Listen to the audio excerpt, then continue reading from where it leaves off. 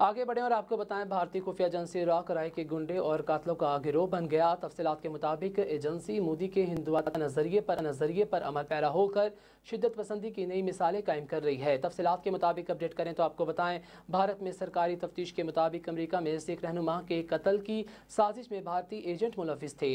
इन भारतीय एजेंटों का ताल्लुक भारतीय खुफिया एजेंसी रा से था। भारत की जानिब से इस साजिश का इकरार दुनिया में की गई कत्ल की वारदातों से पर्दा उठा रहा है। भारतीय एजेंसी राव मोदी के हिंदुत्व नजरिए पर अमल पैरा होकर शिद्दत पसंदी की नई मिसालें कायम कर रही है। अमरीकी हुकूमत ने भारत से मुतालबा किया है कि जिम्मेदारों के खिलाफ सख्त कार्रवाई की जाए और अमरीकी सिख लीडर और की भारतीय एजेंटों के जरिए कत्ल की साजिश का इंकशाफ गुज़िश्ता साल नवंबर में हुआ।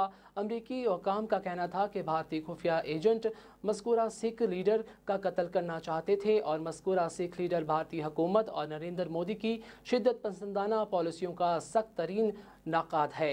मोदी ने ज़ेर साया चलने वाली भारतीय खुफिया एजेंसी रा कराए के गुंडों और कातलों का एक गिरोह बन चुकी है।